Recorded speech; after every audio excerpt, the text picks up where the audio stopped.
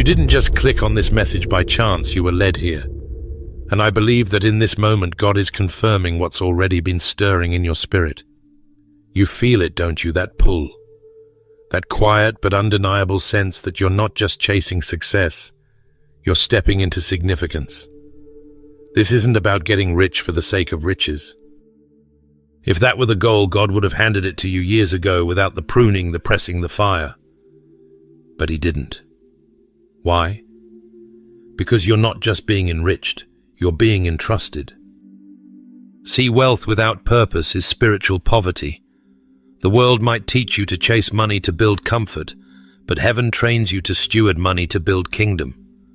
And if you've been feeling misunderstood, overlooked, or even stretched to your limit, let me tell you, it's not punishment, it's preparation. You've been walking through a furnace, not to destroy you, but to refine what can't be shaken. Because what God is about to place in your hands isn't ordinary, it's generational.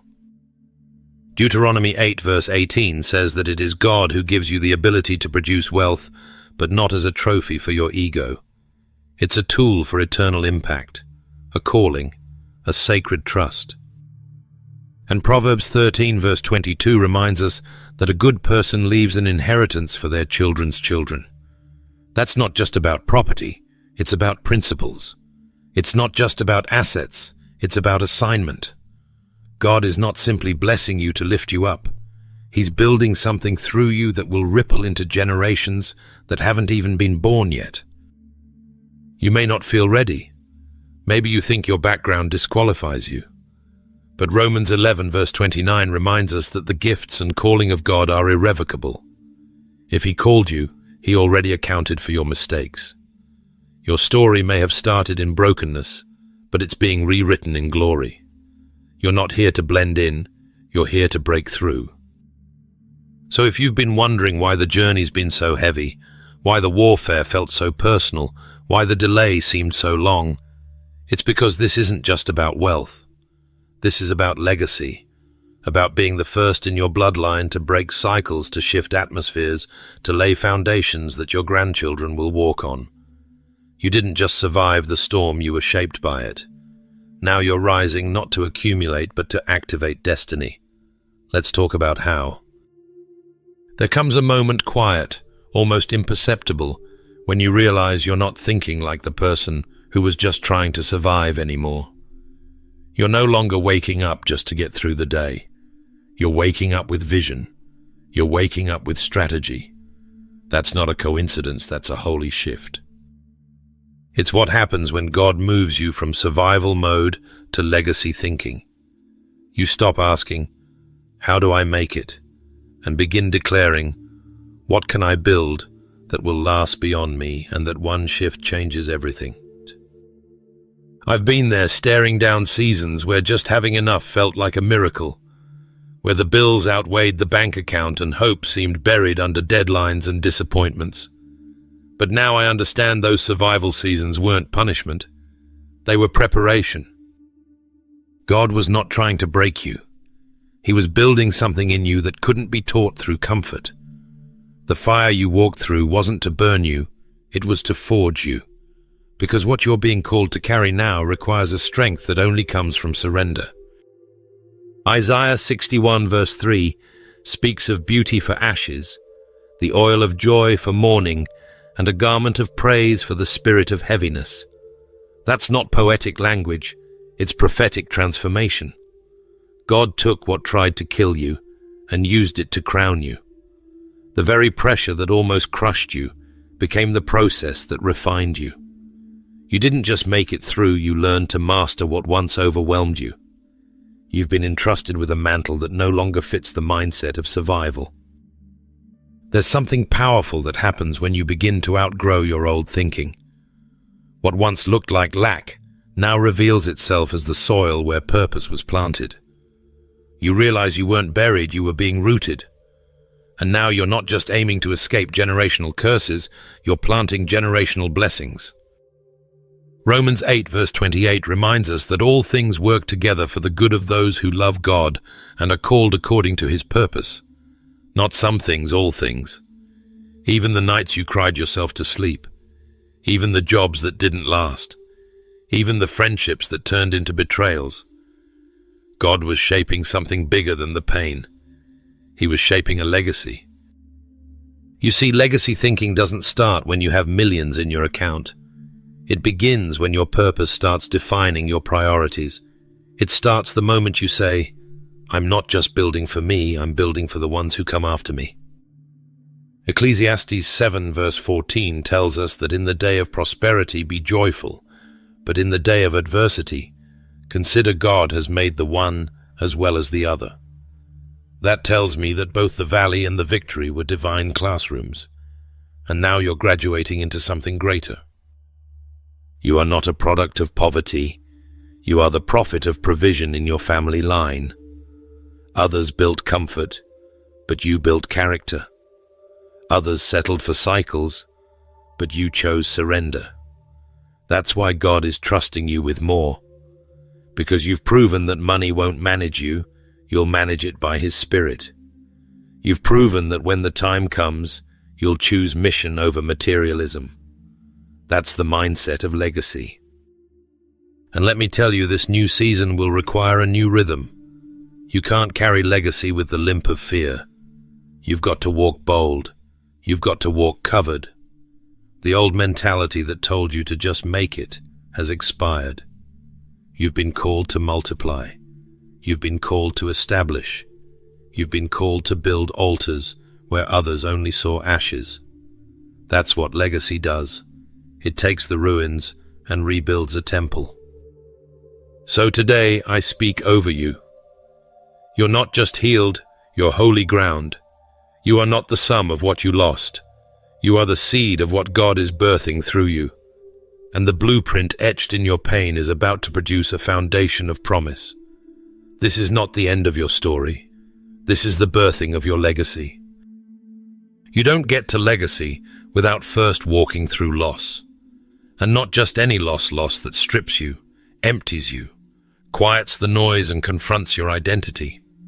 You had to lose first, not because God was punishing you, but because He was preparing you for the kind of abundance that doesn't inflate pride, it births purpose.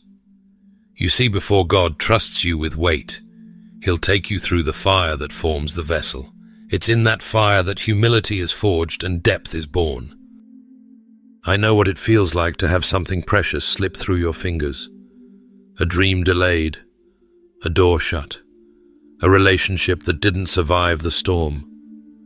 But let me speak something over your soul today, that loss wasn't failure, it was formation. God was hollowing out the places where ego tried to live, so that His glory could have room to dwell. You were never being emptied to stay empty. You were being cleared out to carry something greater. Job 23 verse 10 says, But He knows the way that I take.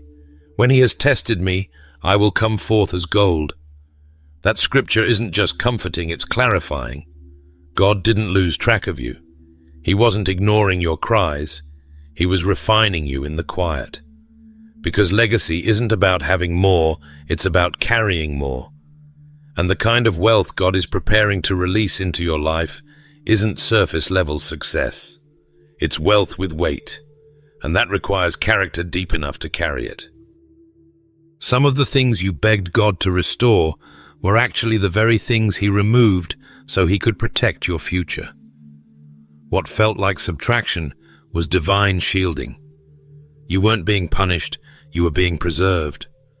Psalm 66 verse 10 to 12 reveals how God tests us, refines us like silver, allows people to ride over our heads, yet brings us to a place of abundance. It's a process, and the pruning was proof that promotion was coming. There's something sacred about what you learn in the empty places. When you've been through loss, you start to receive without entitlement and give without ego. You no longer measure your worth by what you have. You start measuring by how well you love, how deeply you obey, how faithfully you show up when no one is watching. You stop proving and start trusting. You stop hustling and start stewarding. That's what loss gives you perspective that wealth never could. You had to lose the things that kept you in cycles.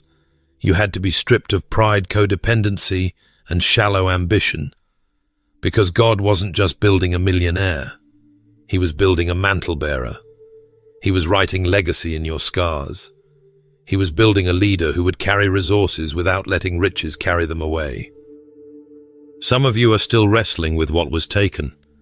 But let me encourage you today. God never takes without purpose. And if it was removed, it's because it could not go where you're being called. Even the losses that still ache in your memory, He's redeeming those too. 2 Corinthians 4 verse 17 reminds us that our light and momentary troubles are achieving for us an eternal glory that far outweighs them all. You're not suffering for nothing. You're being shaped for something eternal. Now, when people look at you, they won't just see success, they'll feel peace. They won't just see blessing, they'll sense depth. Because you don't steward wealth from hustle anymore. You steward it from wholeness. And that wholeness didn't come from gaining, it came from surviving the seasons when everything felt like it was falling apart and you still clung to God anyway. You're not fragile, you're forged. And now God can trust you with what others couldn't handle. Because what you lost made room for what He's about to pour. You're not the same. You don't think the same. You don't love the same. And you don't give the same. That's what legacy does. It starts in loss, but it ends in light. And the light is beginning to rise on everything He's been preparing you for. You see, this isn't about being blessed just to feel better. It's not about the number in your account or the comfort you finally feel. It's about carrying what most aren't willing to. Because divine wealth doesn't just land in open hands, it lands on clean ones. God doesn't deposit heaven's provision into hands that haven't been purified by process. This isn't a prosperity trap. It's a prophetic trust. If the last season felt delayed, it wasn't denial, it was divine protection.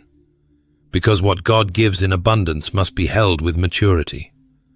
Luke 12 verse 48 reminds us that to whom much is given, much will be required. And right now you're standing in a moment where God isn't just pouring into your life, He's asking if He can pour through it. That shift changes everything. Suddenly the blessing isn't just about you, it's about everyone who will eat from the fruit of your obedience. There's a sacred weight to what's coming. And I want to tell you this plainly. God isn't just blessing you, He's recruiting you. You are becoming an extension of heaven's provision on earth. You are the miracle someone else is praying for. But that miracle doesn't just show up in generosity, it shows up in strategy, in intercession, in spiritual alignment. This isn't about random giving or flashy displays. This is about organized, spirit-led funding of God's move on the earth. That's why God delays what He intends to protect. He didn't hold back your increase to punish you. He held it back to purify your motives. Because if the heart isn't right, the hand can't hold what's holy. So instead of resenting the waiting, thank God for the molding. You're not late, you're being entrusted. There's a sobering call here. You're not just rising in favor, you're rising in accountability. When God said yes to your prayers, He was also saying yes to the assignment attached to them. And the wealth coming to your life carries instructions. It's not just for you to display, it's for you to deploy. Proverbs 11 verse 25 says, "A generous person will prosper. Whoever refreshes others will be refreshed." God's economy doesn't run on hoarding, it runs on releasing. And let's not confuse stewardship with ownership. You don't own this increase, you oversee it. You are heaven's appointed manager of miracles, and how you handle this next level will echo in eternity. You're not called to simply look successful.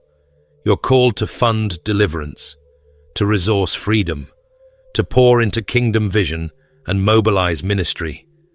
And the more you release with reverence, the more God entrusts with purpose. Can we be real? There's a kind of wealth that's heavy. It doesn't just feel good. It stretches you. It makes you wake up praying instead of planning. It makes you ask the Spirit before you swipe the card. That's what I'm talking about. Not money that inflates your platform, but money that advances the kingdom. Not increase for attention, but provision for mission. Matthew 25 verse 21 says, "Well done, good and faithful servant. You have been faithful with a few things. I will put you in charge of many things." That's the kind of stewardship heaven rewards. And right now, I want to encourage you. This isn't random. This is precise. This is prophetic. God chose you because he saw you wouldn't just receive the wealth, but you would carry the weight. This kind of calling isn't for the casual. It's for those who understand that divine wealth isn't about ease, it's about warfare. You're being positioned to build altars, not empires. You're being called to serve movements, not markets. And what you do with this next level will testify of your trust. So if your hands have been empty, know this, they've been prepared. And when God fills them, he's not just filling them with provision, he's filling them with purpose. This is holy ground. Treat it that way. Because this kind of blessing doesn't shout, it serves. And when you serve with it, you'll see what only obedience unlocks. Some foundations aren't poured with concrete. They're laid with tears, with prayers, whispered in hidden places, with dreams that never had the chance to see the light. And now here you are, standing in the very place your ancestors hoped you'd arrive, holding tools heaven reserved for your generation alone. You didn't just wake up blessed, you woke up in the middle of prophecy. You see, legacy doesn't start when you succeed. It starts when someone before you sacrificed. Your grandmother's quiet worship, your grandfather's steadfast work, even the prayers of those whose names you don't know, those were bricks being laid in the Spirit. They wept, not knowing when the harvest would come. But Psalm 126 verse 5-6 reminds us that those who sow in tears will reap with shouts of joy. And friend, that joy is beginning to bloom through your hands. You're the bridge now, the in-between, the holy connector between what was prayed and what will be built. This mantle wasn't picked up accidentally, it was passed down spiritually. Not every inheritance is visible. Some are spiritual scrolls sealed in heaven, opened only when obedience and timing align. That's where you come in. You're not just building a life, you're building what they couldn't finish. Hebrews 11 verse 39-40 speaks to this divine baton pass. The heroes of faith were commended for their belief, even though they didn't receive the fullness of the promise because God had something better planned for us. You are the us in that verse. You are the answer to ancestral intercession. You are walking ground they never reached but desperately believed for. And here's the sacred truth, you're not starting from scratch. You're standing on soil already soaked with sacrifice. The spiritual sweat equity is already in the ground. You're just the one heaven chose to bring it to full bloom. What once was delay is now destiny. What once was silence is now strategy. And what once was buried is now breaking through the surface because your obedience is watering everything they planted. But let's be honest, this isn't always easy. Sometimes it feels like pressure, like a weight too heavy to bear. But I want to shift your perspective. This isn't pressure, it's prophetic privilege. You've been chosen to carry what others could only carry in prayer, and you don't carry it alone. Isaiah 58 verse 12 declares that you will be called the repairer of broken walls, restorer of streets with dwellings. You're not just breaking generational curses, you're building generational covering. Some of you are the first in your family to own, to lead, to dream beyond survival. That's not random. That's the redemptive pattern of God. You're not just charting a new path, you're rerouting bloodlines. You're the one who turned pain into purpose, lack into legacy. What once plagued your family, fear, addiction, poverty, silence, is meeting its end at the altar of your obedience. This is more than personal. This is generational. When you look at what's in your hand, don't just see a business or a ministry or a calling. See an altar. See answered prayers. See heaven's investment multiplied through your yes. See legacy not as something you leave behind, but something you live right now. Every plan you make, every dollar you steward, every room you enter, it's part of a bigger story. One that began before you and will echo long after you. The Holy Spirit doesn't just rest on individuals, He rests on generations. And when you said yes to God, you didn't just say yes for yourself. You said yes for your children, your children's children, and for those whose names you'll never know, but whose futures will be changed by your faithfulness. This isn't about ego, it's about eternity. So I want to remind you, you are not behind. You're in alignment. You are not alone. You're in legacy. You are not too late. You are right on time for what heaven has always planned. The blueprint is already written, the resources are already released, and the angels are already moving. Because what God began in your lineage, He intends to finish through your life. And when you finally see it rise, when the house is built, the system is launched, the family is healed, the breakthrough comes, know this: it wasn't just for you, it was their victory too. And all of heaven will rejoice that you didn't just receive the baton, you ran with it. There's a moment in every journey where your motives are tested not by temptation alone, but by opportunity. You're offered what seems like a shortcut, a fast track to the very thing you've been praying for. But something deep in your spirit says no. Not because you're ungrateful, not because you're slow, but because you know this isn't just about making money, it's about making impact. And so you chose purity over popularity, obedience over opportunity, and heaven took note. If all you were after was wealth, you would have compromised long ago. You would have taken that deal, followed that trend, sold out to the world's applause. But your heart beat to a different rhythm, one set by the kingdom. That's not weakness. That's maturity. That's what proves you're not gathering money, you're gathering purpose. Every delay wasn't denial. It was divine filtering. God was watching how you handled lack before He handed you overflow. He wasn't trying to frustrate you. He was protecting you from foundations built on faulty motives. You see, the world says chase the bag, but the word says seek first the kingdom, and all these things will be added. Matthew 6, verse 33. You didn't just quote that verse, you lived it when it cost you. You said no to clients that didn't align with your values. You walked away from relationships that tried to make you compromise your standards. You turned down quick money because you weren't willing to sacrifice your soul on the altar of success. And each time you said no, heaven recorded your yes to God. There's something holy about choosing purpose over profit. It doesn't just shape what you receive, it shapes who you become. You're not just someone with resources. You're someone God can trust to resource revival. And that kind of person is rare. Proverbs 16 verse 3 tells us to commit our work to the Lord, and our plans will be established. That's exactly what you did. You didn't just plan with ambition, you built with surrender. You were never driven by dollar signs, you were driven by divine signs. And because you didn't chase money, money will now begin to chase you. Not for comfort, but for calling. Not for lifestyle, but for legacy. You're about to see the fruit of quiet obedience and sacred restraint. Because when your hands are clean, your harvest is protected. Isaiah 48 verse 17 declares that the Lord teaches you what is best and directs you in the way you should go. That's what has carried you this far.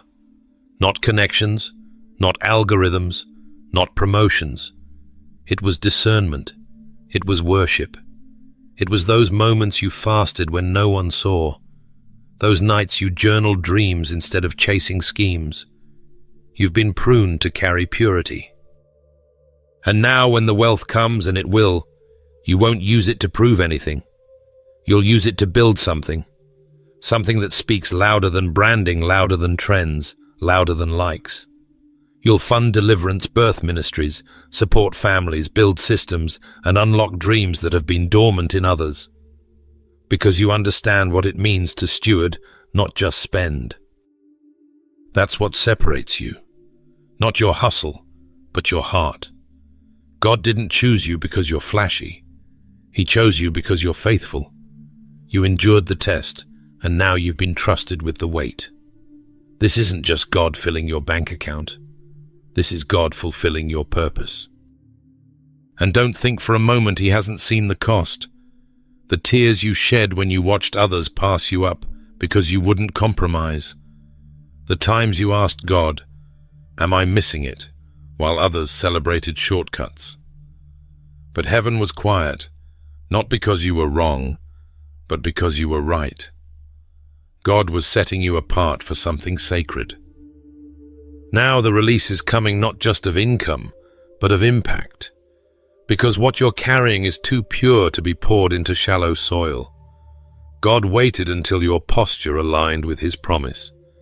And now the door is opening, the resources are aligning, and the vision you've carried in secret is about to go public, not for your name to be praised, but for His name to be proclaimed. This is your moment not to chase the wealth, but to walk in the will. Because when you chase the call, God fills your hands. And He's not just adding to you, He's sending you, with vision, with authority, and with provision already attached. Before we ever talk about money, we need to talk about what money unleashes in the hands of someone surrendered to God. Because the truth is, hell doesn't tremble when you increase your income. Hell trembles when you start using that income to unlock chains, build ministries, restore families, and fund freedom. The enemy isn't fighting you because you're chasing money. He's fighting because you're carrying mission. Your money has a message, and that message is liberty, breakthrough, and revival. You need to understand, if the attack was about dollars, it would have stopped once you got stable. But it didn't. Because the enemy never feared your prosperity, he feared your purpose. You are a kingdom investor, not a consumer. You're not gathering for greed, you're gathering for glory. You're not funding distractions, you're funding deliverance. And that kind of wealth, that kind of assignment, it terrifies darkness. That's why the delays were so long. That's why you felt resistance every time you got close to overflow. It wasn't just life being hard, it was warfare. Ephesians 6 verse 12 tells us plainly, we wrestle not against flesh and blood, but against powers and principalities. Your battles weren't about your bank, they were about your blueprint. Hell has been watching your discipline, your obedience, your refusal to bend to the world's systems, and it knows if this one breaks through, everything changes. Because here's the truth. Not everyone can handle wealth. But you gave when it didn't make sense. You tithed when you had bills stacking up. You sowed in tears. You sacrificed when others spent. You refused to build your empire and instead said, God, build your kingdom through me. And now the enemy knows if God releases you, it's not just about you being blessed. It's about territories being reclaimed, generational curses being broken, and captives being set free. What you thought was betrayal was actually preservation. God saw the people who couldn't go with you. He saw the partnerships that would have turned pure oil into poisoned ambition. So he allowed the disappointment not to destroy you, but to protect the purity of the calling on your life. 2 Corinthians 10 verse 4 reminds us that the weapons of our warfare are not carnal, but mighty through God. And sometimes that weapon is restraint. Sometimes it's silence.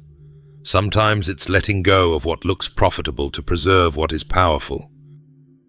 When you were in lack, you didn't curse God, you praised Him harder. When you had nothing, you didn't complain, you declared. And those declarations became foundations. Psalm 18 verse 39 says, You armed me with strength for battle. And that's exactly what God was doing in your silent seasons, arming you, preparing you, fortifying you, not for a quick win, but for a legacy that couldn't be shaken.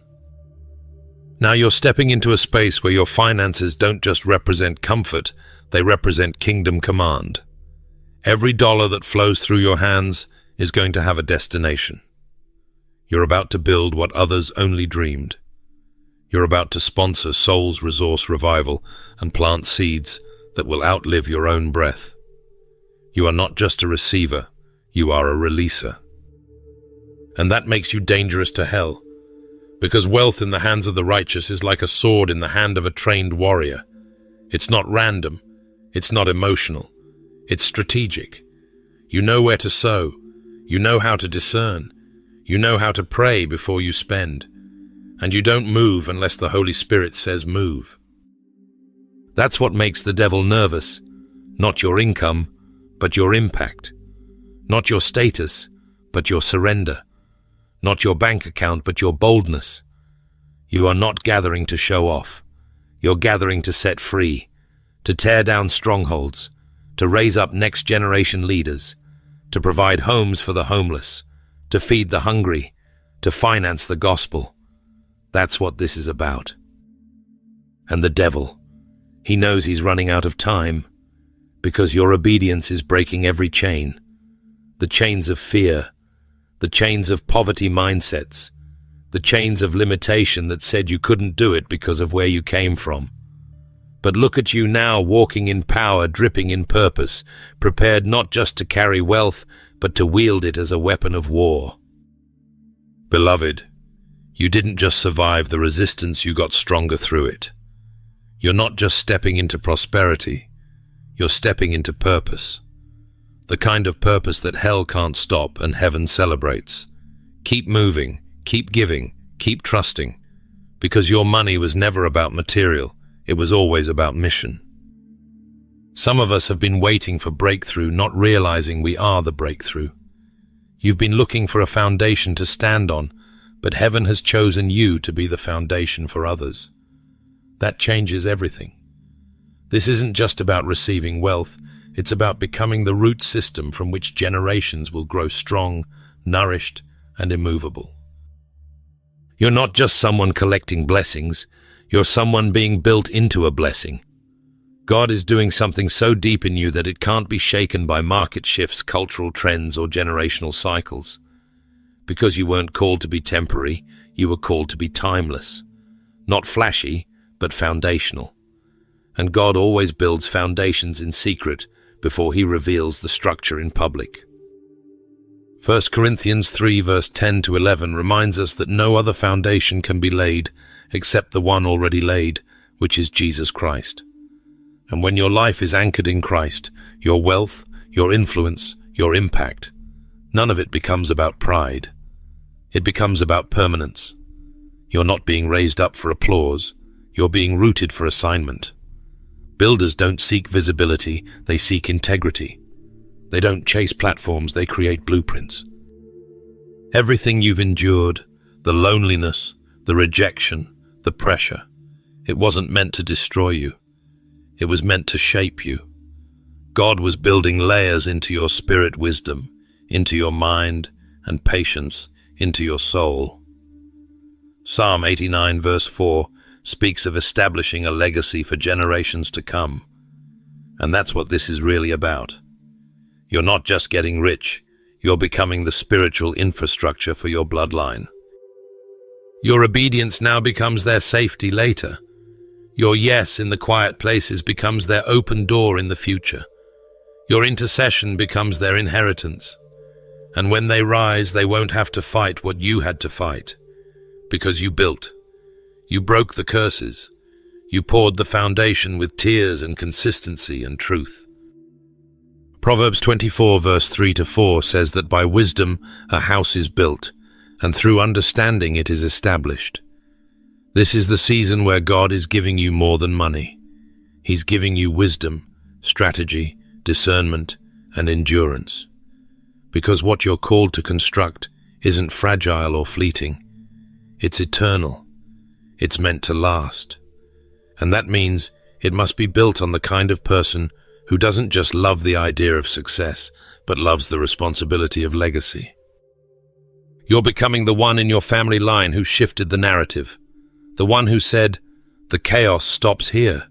The confusion ends now. The cycles break with me." And when people look back, they'll say, "It started with them." Not because you were loud, but because you were faithful.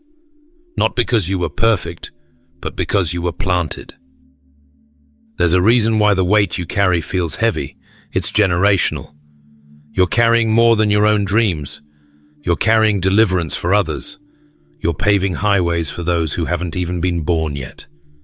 The ceiling you reach becomes the floor your children stand on, and the battles you're winning now will become stories of strength for them later. This isn't just your testimony, it's their template. Your process becomes their permission. Your blueprint becomes their breakthrough. And while others are building for status, you're building for stability. While some are chasing visibility, you're creating a legacy that won't just be seen, it will be felt. Because what God is doing through you will echo through time. So don't be discouraged by how hidden your process feels. Don't underestimate the power of your quiet obedience. Because God isn't just building through you, He's planting you as a pillar. And when storms come, others will find shelter because you remained unshaken. You're not background, you're the blueprint. You're not optional, you're ordained. God didn't choose you because of flash. He chose you because of faith. And when all else fades, what you're building, this truth, this legacy, this kingdom foundation, it will still be standing. Because you weren't called to decorate history. You were called to change it. Friend, not every blessing comes wrapped in comfort. Some come wrapped in responsibility. And what's falling into your hands right now isn't luxury for show. It's leverage for kingdom work. We're not just praying for the overflow so we can live in bigger houses and drive nicer cars. We're praying for overflow because there's work to be done.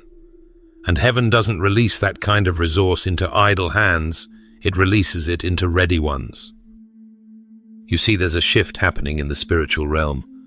The wealth is moving, not randomly, not carelessly, strategically, prophetically, purposefully. Because God is searching for stewards, not hoarders, givers, not gatherers. Those who understand that the harvest is holy and the overflow isn't for comfort, it's for construction. The wealth is not coming to replace your work, it's coming to fuel it. This isn't a retirement plan, this is a revival strategy.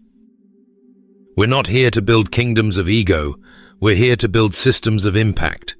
Ministries that reach the unreachable, schools that restore broken dreams, healing hubs where the outcast finds restoration, churches that don't just entertain crowds but equip disciples. That kind of transformation takes vision, and vision requires provision. The kind that comes from clean hands, pure motives, and a heart that says, "God, whatever flows to me will flow through me." Deuteronomy 15 verse 10 tells us not to be reluctant when we give, for because of this, the Lord your God will bless you in all your work and in everything you put your hand to. God doesn't bless clenched fists, He blesses open ones. Your generosity isn't just a financial act, it's a prophetic one. Every seed you sow shifts atmospheres. Every tithe you bring tears down spiritual strongholds. Every gift you give builds a bridge between heaven's heart and earth's need. This wealth is divine currency for divine construction, and you've been entrusted not just because you can handle the increase, but because you understand the mission. God is raising up funders of deliverance, people who won't hesitate to underwrite the miraculous, people who won't blink at the price tag of revival, because to them it's not about the money, it's about the movement. Matthew 25 verse 29 reminds us that to those who use well what they are given, even more will be given, and they will have an abundance. That's not a prosperity slogan, it's a kingdom principle. When God sees that you move with generosity, that you steward without fear, that you bless without hesitation, He multiplies what's in your hands because He knows it won't stop there. You're not just blessed, you're channeling the blessing. There's a reason you're feeling the call to build, to expand, to fund. It's not your ambition, it's your assignment. Malachi 3 verse 10 doesn't just talk about tithing. It promises that when we bring the full tithe, God will open the floodgates of heaven. Floodgates don't open for trickles, they open for torrents, for outpouring, for movement. And what God is about to pour through you will require faith, focus, and follow through. You're not just tithing anymore, you're transforming. What you release will break poverty off of households. What you fund will release healing in broken communities. What you build will shelter the next generation of believers. You're not waiting for the government to fix it. You're not hoping someone else will step in. God said you, your hands, your heart, your yes. That's where He's placing the provision. And let me tell you why the enemy fought your finances so hard. It wasn't about you having less, it was about you doing less. Because the devil knows that when your hands are blessed, the kingdom advances. And when you give God room to move. You are not just participating, you are propelling the movement forward. So don't shrink back when the blessing arrives. Don't get distracted by indulgence when impact is calling. You weren't blessed to rest, you were blessed to raise the standard, to elevate the mission, to fund the freedom. And now the funds are falling into faithful hands, into your hands. Hands that build, hands that bless, hands that heal, hands that sow, and hands that will not stop until the kingdom is made visible on earth. Some callings don't make noise, they leave legacy. This one has echoed through generations. You didn't just wake up one day blessed, you were born for this. You were marked before you were noticed. Before you ever held $1 of increase, heaven had already written your name beside inheritance. Because this isn't just about income, it's about impact. You're not simply experiencing breakthrough, you're stepping into covenant. God is not just rewarding you, He's trusting you with more than money, with history. There's a holy weight to what you carry. Not everyone in your family had the endurance to get here. Some prayed, some dreamed, some suffered, but you answered. You are the turning point, the interruption, the one God placed in the timeline to do what hadn't been done and break what hadn't been broken. Psalm 112 verse 1-3 says that the generation of the upright will be blessed, and wealth and riches will be in their house. That promise was waiting for a posture, and your obedience made the alignment possible. You didn't just cross lines of poverty, you crossed lines of limitation. You stood in the silence of what your ancestors lacked and spoke faith. You stood in the tension of what others feared and chose obedience. And now heaven has responded not just with provision, but with position. Because wealth in the kingdom is not just measured by what you hold, it's measured by who you are becoming. And look at you now, not just gathering but governing, not just surviving but shifting atmospheres. You didn't just pass the test, you walked through the fire and came out forged. You didn't compromise for quick wins. You stayed faithful when it would have been easier to fold. You said yes when no one clapped, when no one understood, when it cost you peace, relationships, time, and even sleep. But that yes has now become the doorway not just for you, but for everyone who comes after you. Genesis 12 verse 2-3 reveals God's heart when He told Abraham, "I will make you into a great nation, and I will bless you, and all peoples on earth will be blessed through you." That's not just a blessing, that's generational assignment. And I need you to see yourself through that same lens. Because this isn't personal favor, it's prophetic fulfillment. What began as prayers whispered in lack is now becoming legacy spoken through overflow. You're not carrying this wealth alone, you're carrying a mantle, a spiritual authority that outlives your bank account and stretches into eternity. The inheritance you are stewarding includes integrity, character, courage, and clarity. God is using your life to reroute what the enemy tried to normalize. Where there was addiction, you've planted healing. Where there was dysfunction, you've built honor. Where there was silence, you're releasing sound. And where there was scarcity, you're now establishing abundance. Isaiah 61 verse 9 declares that their descendants will be known among the nations. All who see them will acknowledge that they are a people the Lord has blessed. That's your lineage now. You are the hinge between the prayers of the past and the purpose of the future. You are carrying not just currency, but covenant authority. You're not being rewarded for being perfect. You're being trusted because you were faithful. This is no longer about what you gain. It's about what you guard. Because legacy begins in surrender, but it ends in transformation. This is the power of generational authority. You're not just blessed in the moment, you're building momentum for those who come next. The weight God has given you is matched by the trust He has placed in you. You've passed tests others couldn't endure. You've walked roads others avoided. You've said yes when it cost too much to pretend. And because of that, God isn't just blessing you, He's marking you. You are a signal to your bloodline that God's promises are yes and amen. And what starts in your hands won't end in your lifetime. It will echo through generations. It will whisper through family trees. It will be told not just in stories, but in fruit. You didn't just ask for favor, you received an assignment. You didn't just gain increase, you were granted inheritance. And as you carry this forward, remember, this wasn't just for now. This was forever in the making. God chose you, prepared you, tested you, and now He's trusting you. And through you, a legacy of faith, righteousness, and transformation is rising stronger than what was, louder than what hurt, and eternal in its purpose. Take a moment and look back. There's something different on you now. You don't just carry provision, you carry divine permission. Permission to break cycles, fund purpose shift atmospheres, and raise standards that heaven endorses. You're not collecting income to impress the world you're birthing, impact that echoes in eternity. And that changes everything.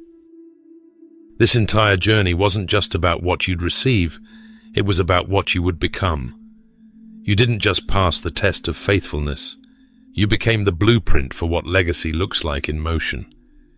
Your life is now a walking testimony of Matthew 6, verse 19 to 21, where we are told not to store up treasures on earth but in heaven. Because your treasure is no longer measured by dollars, it's measured by destiny, by lives touched, by broken systems rebuilt, by dreams that were once dead but are now breathing through you. You're not just reaching anymore, you're building. And what you're building can't be shaken by economic downturns or worldly trends, because it's not built on profit, it's built on purpose. The wealth that has arrived is real, yes, but even more real is the divine trust that came with it. God didn't just give you more, He gave you meaning. He didn't just provide, you've been positioned to lead, to mentor, to create, to restore. Isaiah 60 verse 1 to 3 declares, "Arise, shine, for your light has come, and the glory of the Lord rises upon you." That's not poetic, that's prophetic. You've risen. Not because you hustled harder than others, not because you chased money, but because you aligned your life with the call, because you chose refinement over reward, because you allowed the silence, the sifting, the seasons of not yet to shape you for what's now. And now you are a walking answer to generational prayers. You are living proof that God still raises up reformers in quiet places. You are the one He trusted to carry what others mishandled. You are the one He appointed to not just change your own life, but to alter the trajectory of many. Revelation 5 verse 10 says, "You have made them to be a kingdom and priests to serve our God, and they will reign on the earth."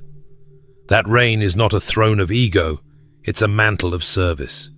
A reign that reforms, that rebuilds, that restores. You've been refined to rise, and what's coming through you will outlive you. And that is the point. Because heaven didn't call you rich, it called you ready. Before we close this message, I want to invite you, wherever you are right now, to pause and join me in a moment of fervent, faith-filled prayer. This isn't just any prayer. This is a holy agreement between your spirit and heaven's assignment. If your heart is stirred, your hands are ready, and your faith is rising, let's pray together and align with what God is building through your life. Let's go before the Lord.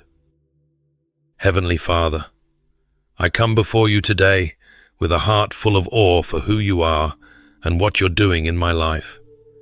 I thank you not just for blessings, but for the burden that comes with them, the holy weight of legacy, of obedience, of calling.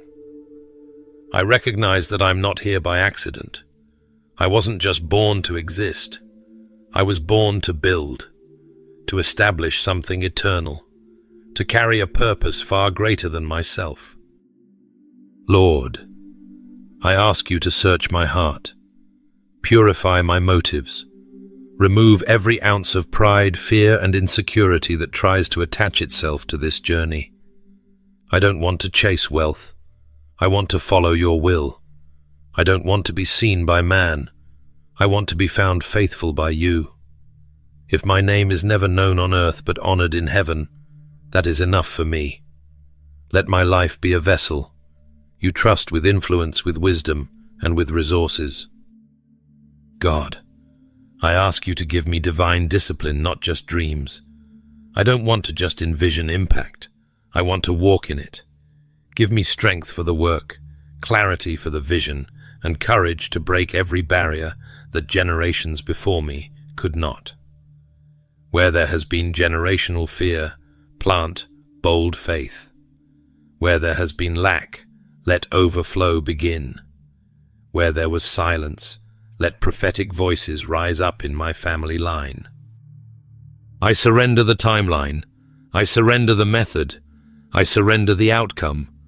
I don't need to control what you've already ordained. What I need is trust, peace, and patience to steward what you're giving me.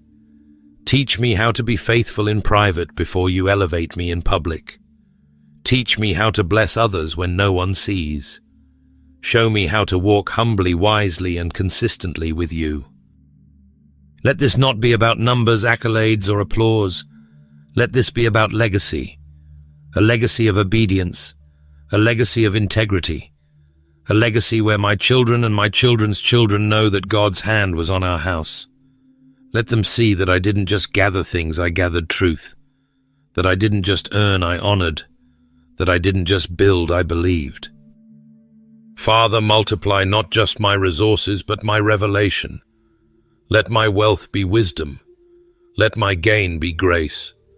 Let my increase serve as evidence of your covenant, not my cleverness. And in every room I step into, let your presence go before me. Don't let me chase opportunity. Let opportunity chase your anointing on my life. Protect my hands from greed. Protect my heart from comparison. Protect my mind from confusion. Let me never forget that it was you who carried me, provided for me, strengthened me, and positioned me for this moment. You were there in the wilderness, and now you're here in the promise. So I refuse to forget the source while I steward the supply. Holy Spirit, make me sensitive to divine assignments. Let me hear the needs I'm meant to meet.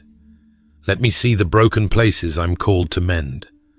Let my giving not just be generous, but intentional. Make me a funnel, not a dam. Let what flows to me also flow through me. Let my obedience unlock revival in homes, healing in hearts, and hope in places that have felt forgotten. God, you can trust me. I don't say that in pride, I say it in surrender. You've tested me, you've taught me, you've broken and built me, and now I say yes. Yes to the legacy, yes to the mission, yes to the mantle. I'm not just here to rise, I'm here to reform. Not just to grow, but to give. Not just to succeed, but to serve. Mark this day, Lord. Seal this yes. Let what begins in prayer explode into purpose. I'm not just getting rich, I'm creating legacy. Not for my name, but for yours. In Jesus' name I pray. Amen. If this message has stirred your spirit and awakened something deeper within you, something about purpose, about legacy, about living for more than just yourself, I warmly invite you to like this video, subscribe to the channel, and share it with someone who's also ready to step into their calling and build what lasts. Thank you for being part of this community. May God bless you with wisdom, clarity, and the courage to walk boldly into your divine assignment.